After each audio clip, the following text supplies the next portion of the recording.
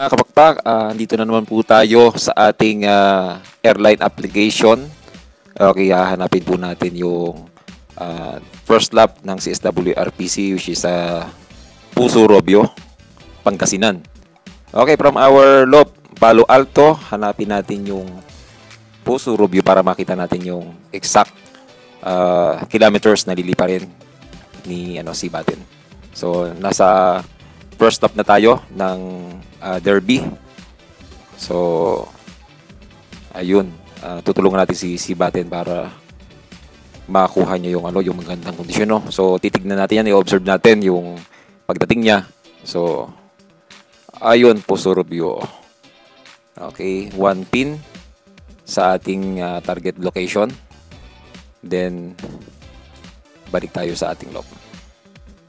Okay, napakaganda ng airline application na to dahil nakikita natin yung mga dinaanan ng ating mga warriors and yung exact yung accuracy ng distance. So nakikita natin. So may idea tayo kung ilang kilometers yung liliparin natin ng ating mga ibon. Okay.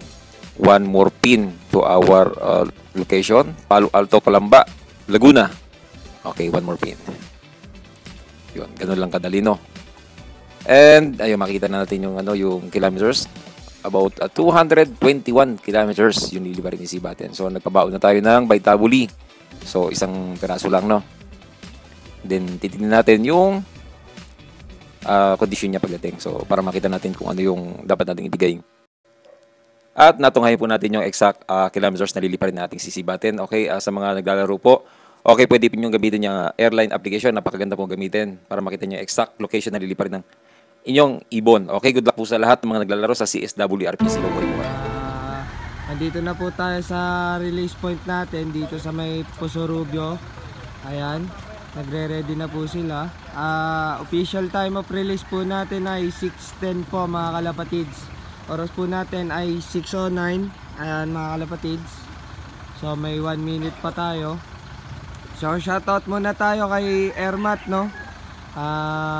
Madam Cristina Corpus at kay Airpat. Ayan, andito na po tayo. Tapos shoutout din sa lahat ng mga coordinator natin dyan magmula Cavite at Laguna, no, mga kalapatids. Good luck din sa inyo, mga member natin sa CSWRPC. Ayan, good luck po sa mga kasali ng ating 3 laps. Ayan.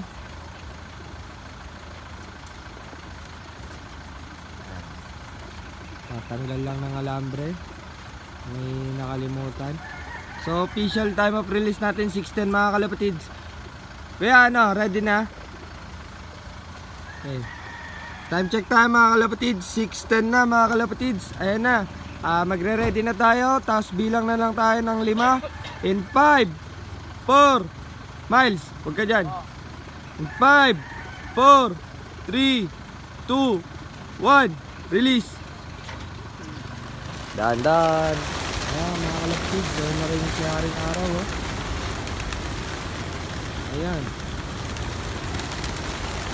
napakagandang release dito sa Puso Robio. Ayan, no? Napakaganda po ng lipad ng ating mga ibon mga kalapatids. So yun mga kalapatids, good luck po sa lahat ng mga sumali sa ating 3 laps, no? Fun race. Next week po, ayan, derby na po natin mga kalapatids. Ready nyo na po ang inyong mga warriors, yung ating mga YB. Ayan, para sa darating nating derby. Ayan, first lap na natin next week. So good luck sa inyo mga kalapatids. Naway makapagpakompleto kayong lahat. Ayan, pinapagpag na lang natin yung truck. So ayan, no? Meron pa? Ayan, naibig natin. Ano, meron pa? So yun no, tumuldok na ang mga ibon, mga kalapatids. May mga pinapagpag na lang sila dito sa truck. Ayan, sinisilip ni Kuya Richard. No, napakaganda ng sikat ng araw dito, no. Vitamins. Sarap magkape kapag ganyang maliwanag ang araw. Ayan, may lumipad pa isa galing sa truck. Itlog na lang kamo ang natira. Apat. Okay na? Okay na po. Ay, meron pa ito na. Dito na. Miles, sa kabila Miles, ayan, pinapagpag na lang nila. Hindi ako kasi pwedeng bumaba dito at malambot yung lupa. Malalaglag tayo. Official time of release natin mga kalapatid, 6:10 na, 6:10. Ayan, may isa na lang. Oh. Okay, pagpagi. Ayan mga kalapatids, ang last ball. So ayan no, grades check tayo mga kalapatids. Ayan, napakaganda po ng release natin dito sa ayan, Poso Rubio.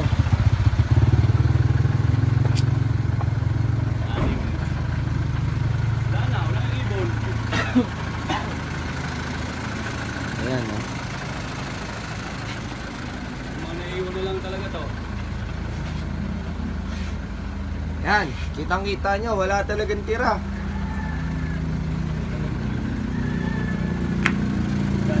Yan, magkabila yan, no?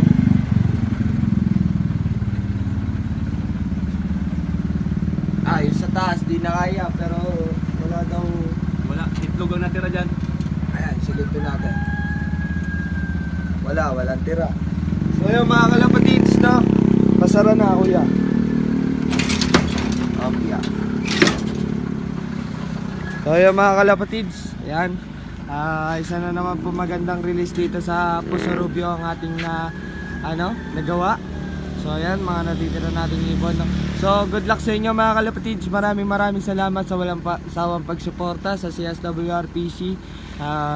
Ayan, next week derby na. Ready nyo na mga warriors nyo. Let's go.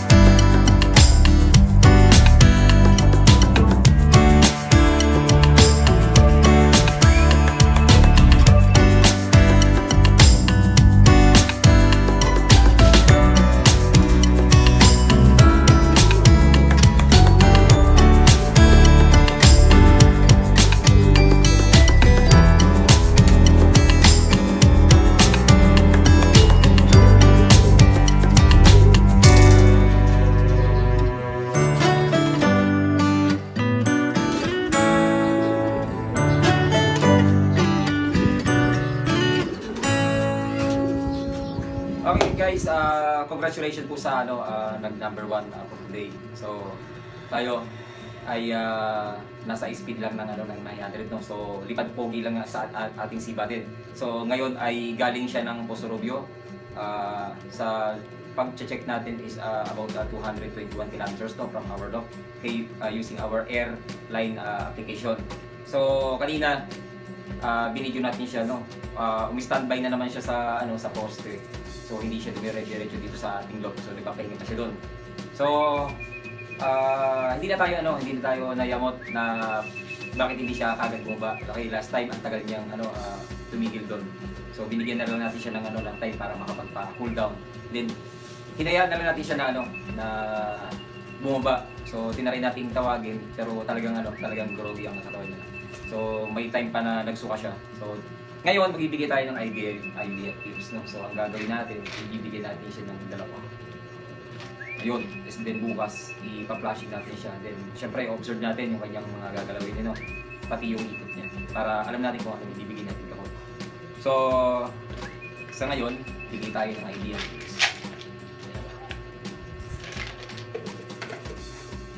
So yun, okay, salamat kay Sir Pigeon Unlimited.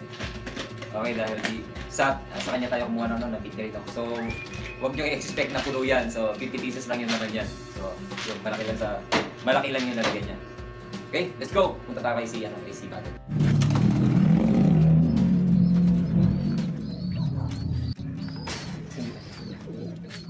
Okay, update kay si Batin.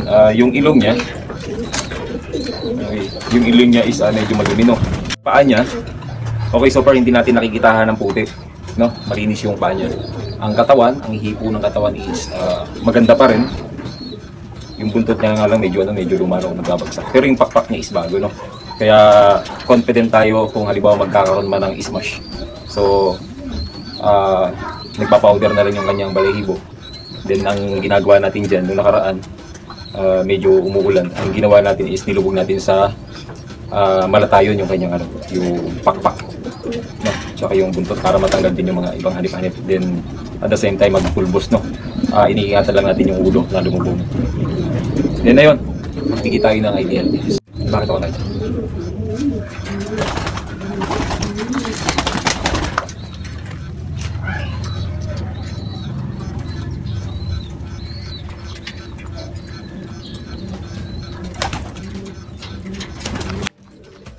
Okay, next toss ay San Fernando, La Union. So medyo malayo-layo na, no? So hindi ko kabisado yung kung ilang kilometers. Ang gagawin natin is gagamitin ulit natin yung airline application para i-flex sa inyo kung gaano kalayo yung liliparin ng ibon natin. So ipapakita natin sa inyo yung ginagawa kong strategy para pagdating niya is mapakain natin siya ng maayos, no? So nakahanda yung inumin. So ang ginagawa natin is cool down lang siya ng kaunti, no? Para hindi directly nakakainin ng tubig. So bibigyan natin siya ng tubig, so pagkakainin mo siya, muna natin siya ng kaunti para hindi siya sumusunod, para iwas sa sipon. Then nagbibigay tayo ng pagkain. So papakita natin sa inyo yung ginawa ko sa akin yung pool. Ayan yung asawa ni si Baten. So yan yung inspiration niya para umuwi. So bago natin siya i-load is pinaparonda natin siya sa tanghali, then kasama yan para para may motivation siya.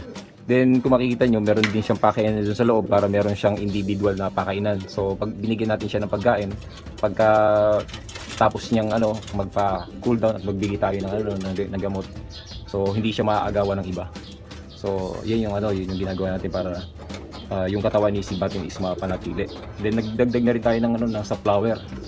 Then nagdagdag na rin tayo ng mais para sa kanyang sugar.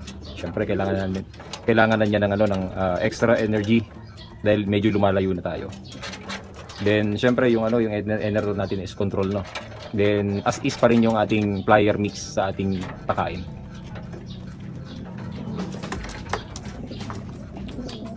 So yan, medyo medyo parang malamya yung kilos niya, no. Tsaka yung boses niya hindi buo. So dahil yan sa kanyang nararamdamang stress. So nagbigay na tayo ng ideal pills, then ayan, pahinga na lang muna siya dyan. Then bukas flashing tayo. Yun, yan po yung update sa ating journey ni si Batin sa kanyang race sa North. Okay, about 900 speed yung yung ginawa niya ngayon. Okay, good luck po sa sa mga mga maglalaro at mga maglulod pa next toss natin. Good luck po sa mga nagre-race ngayon sa iba't ibang mga club sa North. So yun, mabuhay-buhay. Yan po yung update natin kay si Batin sa kanyang journey to North.